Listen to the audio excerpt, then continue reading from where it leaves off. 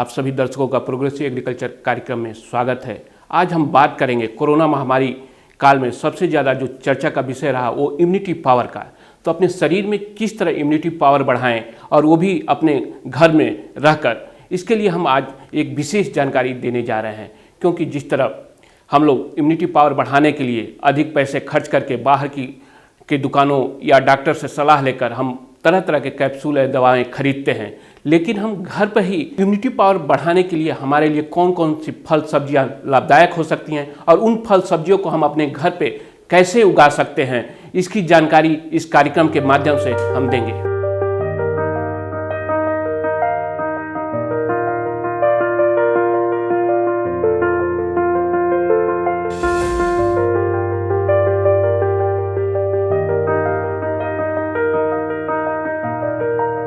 आज के दौर में कोरोना महामारी के चलते लोगों के शरीर में इम्यूनिटी पावर यानी रोग प्रतिरोधी क्षमता बढ़ाने की जागरूकता ज्यादा आई है, क्योंकि कमजोर इम्यूनिटी वाले लोग आसानी से कोरोना महामारी या अन्य बीमारियों के शिकार हो रहे हैं। इम्यूनिटी पावर यानी रोग प्रतिरोधी क्षमता बढ़ाने के लिए कोई जादुई फॉर्मूला नहीं होता। ऐसे में शरीर की इम्यूनिटी बढ़ाने के लिए खान पान पर विशेष ध्यान देने की जरूरत है।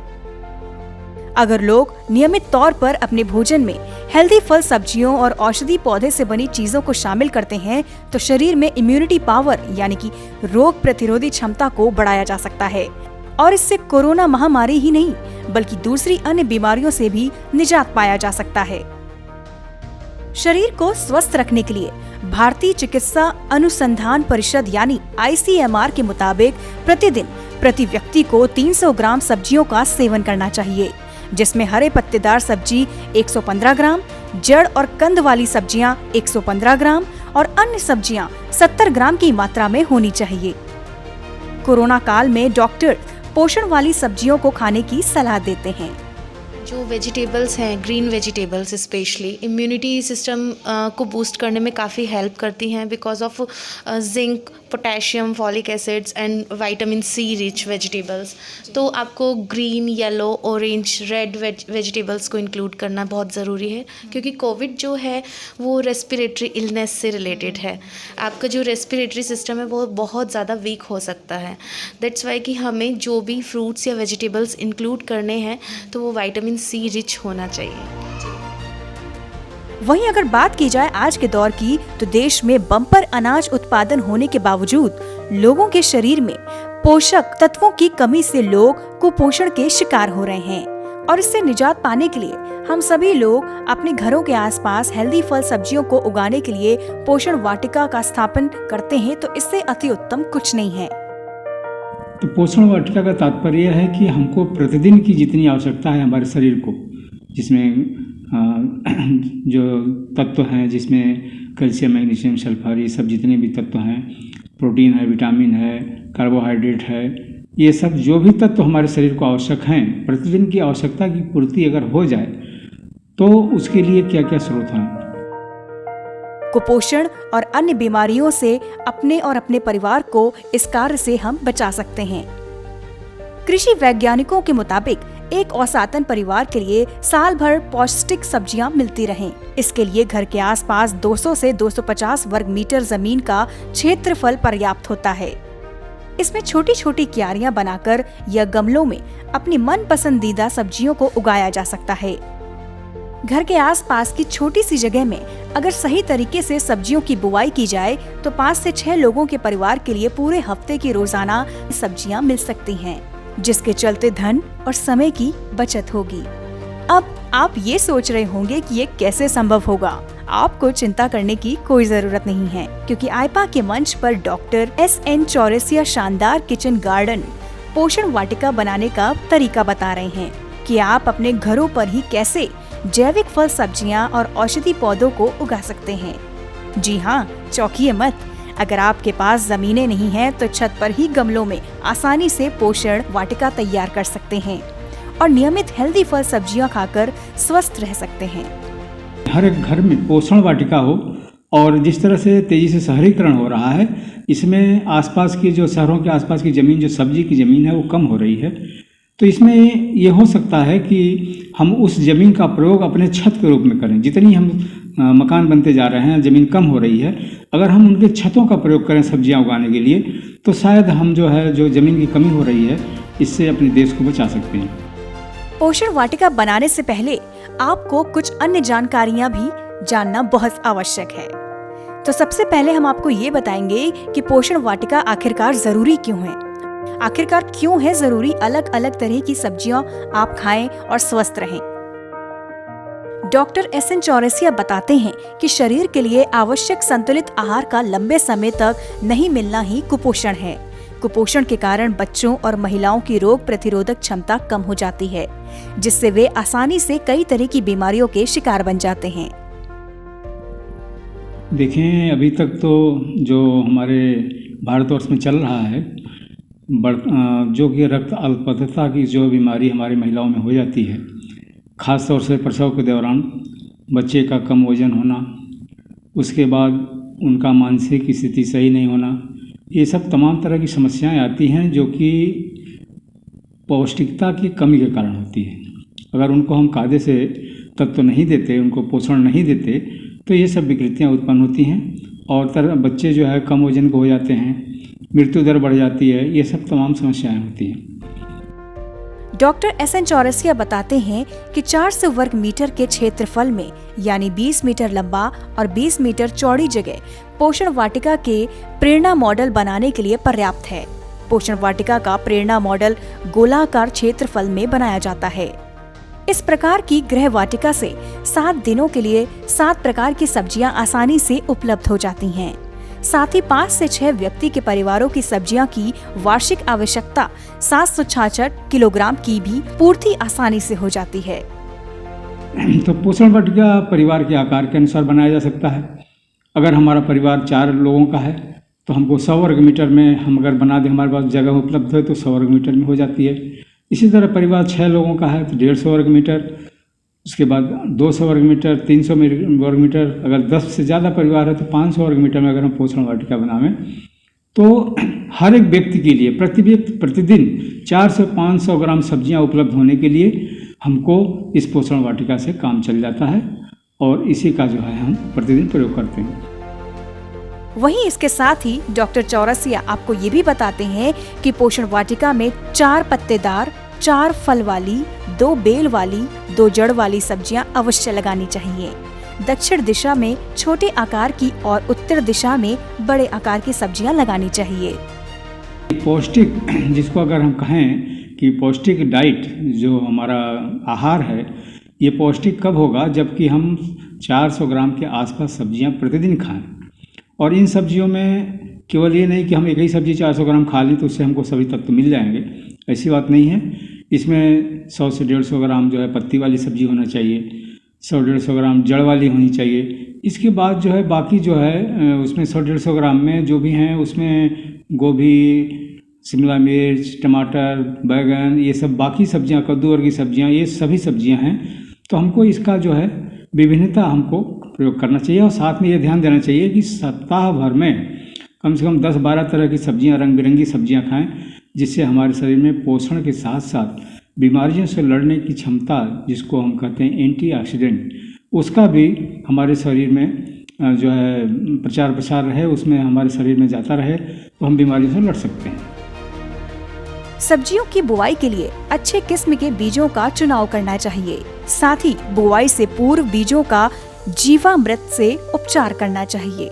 इसके साथ ही डॉक्टर चौरसिया ये भी बताते हैं कि गृह वाटिका की सब्जियों के कीट पतंगों और रोगों से बचाव के लिए घर के किचन के सब्जियों के छिलके, किचन के पानी का इस्तेमाल करना चाहिए और मौसम के अनुरूप गमलों में बैगन, मटर, सरसों, फूल गोभी, लहसुन, प्याज, टमाटर, चना और अन्य सब्जियों की बुवाई करनी चाहिए। इससे फायदा क्या है? फायदा अगर हम देखें तो इससे कई फायदे हैं। पहला तो जो हमारा किचन से वेस्ट निकलता है, जैसे पानी निकलता है, उसके बाद सब्जियों का छीलन वगैरह निकलता है, उन सब का हम प्रयोग खाद बनाने में कर लेते हैं और सिंचाई में कर लेते हैं और इनका खाद हम फिर प्रयोग करते हैं, जिसमें सभी तत्व पाए जाते हैं। जो हमारी जो है कम जो देसी खाद है या जो हम सब्जियों के छीलन छालन ये सब से जो बनाते हैं देसी खाद, उनको सड़ने गलने से, तो इसमें सभी तत्व पाए जाते हैं। NPK, जो भी nitrogen, phosphorus, potash, calcium, magnesium, sulphur, zinc, iron, manganese, boron, molybdenum, chlorine, ये सभी तत्व पाए जाते हैं। तो जो लोगों में देख रहे हैं कि तरह तरह की बीमारियां फैल रही हैं, ऐसे में अगर हम रासायनिक तत्वों का प्रयोग कम करें और जैविक या देसी खाद का प्रयोग करें तो हम बहुत अच्छा स्वस्थ रह सकते हैं। और दूसरी बात यह है कि हमारे सब्जियों में स्वाद भी आ सकता है, क्योंकि पहले जो सब्जियां बनती थी, गोभी की सब्जी बने तो बहुत अच्छा खुशबू आती थी, 2-4 घर दूर तक खुशबू जाती थी। अब कोई खुशबू नहीं है, कारण कि उसमें सूक्ष्म तत्वों का हमारी मिट्टी में एकदम प्रादुर्भाव हो गया है, कमी हो गई है, जिसके कारण किसी भी साग में, सब्जी में, यहाँ तक कि देसी गाय के घी में भी स्वाद नहीं है। शहरों में रहने वाले लोगों के लिए ये एक बड़ी समस्या रहती है कि कैसे हेल्दी फल, सब्जियों और औषधि पौधों की चीजों का सेवन करें, क्योंकि शहरों में किसी के फल सब्जियां उगाने के लिए पर्याप्त जमीनें नहीं होती और ऐसे में बाजारों में रसायन युक्त पानी से उगने वाली ही फल सब्जियां उपलब्ध हो पाती हैं और ऐसे में ना चाहते हुए भी शहर के लोग जहरीली फल और जहरीली सब्जियां खाने के लिए मजबूर हो जाते हैं। शहरवासियों की ये भी शिकायतें रहती हैं कि उनके पास समय नहीं है और जमीनें भी नहीं हैं, फिर वे खेती किसानी के बारे में भला कैसे सोच सकते हैं। ऐसे लोगों को लखनऊ चारबाग की रहने वाली 70 वर्षीय बुजुर्ग महिला मंजू वर्मा से काफी कुछ सीखने की जरूरत है। मंजू वर्मा ने घर की सारी जिम्मेदारियों को निभाते हुए अपने घर की छत पर गमलों में जैविक फल सब्जियों के साथ औषधि पौधों को उगा रही हैं, जिसके चलते उनके घर के लिए बाहर से सब्जियां नहीं खरीदनी पड़ती। ताज़ी और हेल्दी सब्जियां उन्हें उनके घर पर ही इच्छा अनुसार मिल जाती हैं। मंजू वर्मा ने 23 साल पहले मौसम के अनुसार कुछ गमलों और ड्रमों में सब्जियों और फलों को उगाने के सबसे पहले शुरुआत की थी। आज ये आलम है कि उनके घर पर देसी और विदेशी दोनों ही सब्जियां उनके घर की छत पर 400 से अधिक गमलों में उगी हुई हैं, जिसको देखकर हर किसी का मन तरोताजा और सुकून से भर जाएगा और सोचने पर मजबूर हो जाएगा कि ऐसा हम क्यों नहीं कर सकते। देखिए, इस कदर कद्दू फले हैं, इतने से गमले में इतने फल आए हैं।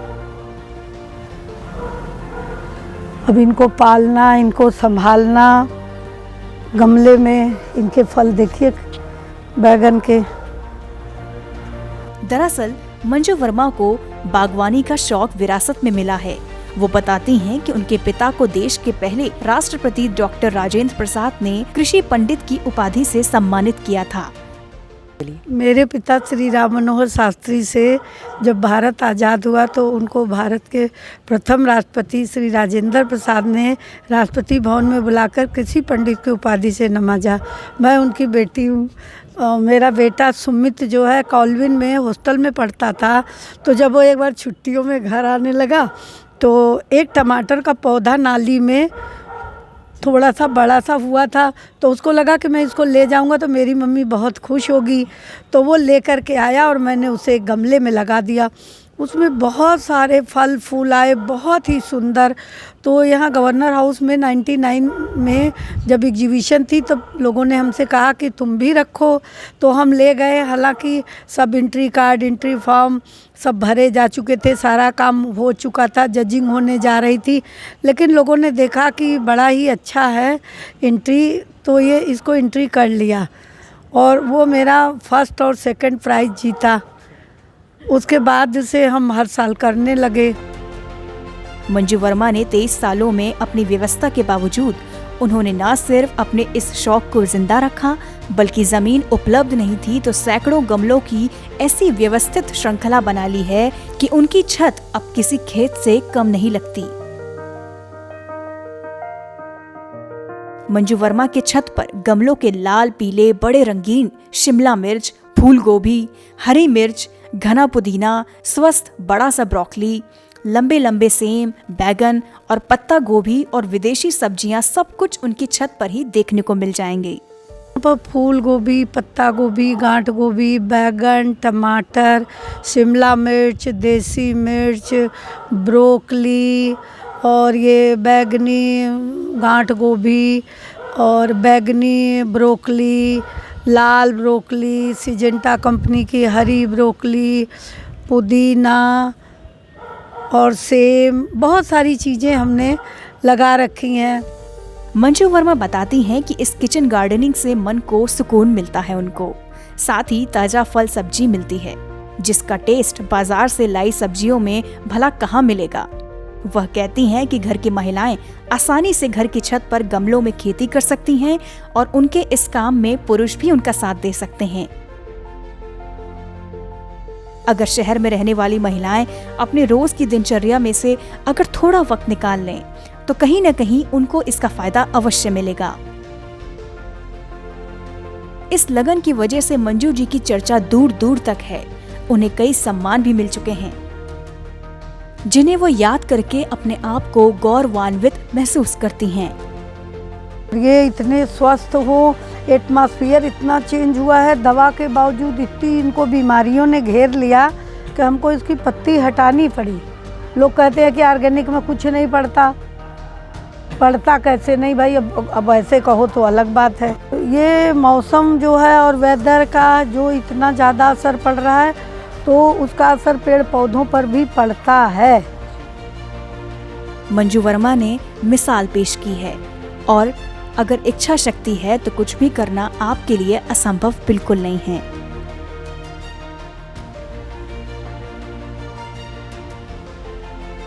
तो अभी आपने देखा इम्यूनिटी पावर बढ़ाने वाली फल सब्जियां कौन कौन सी हैं, जिसकी जानकारी आपको डॉक्टर, कृषि विशेषज्ञ और प्रगतिशील महिला से जानकारी मिली। तो आप भी इन्हीं की तरह राय और प्रगतिशील महिला के अनुसार फल सब्जियां उगाकर आप भी अपने घर के और अपने परिवार के लिए फल सब्जियां उगाकर इम्यूनिटी पावर बढ़ा सकते हैं और अपने स्वास्थ्य का ध्यान रख सकते हैं।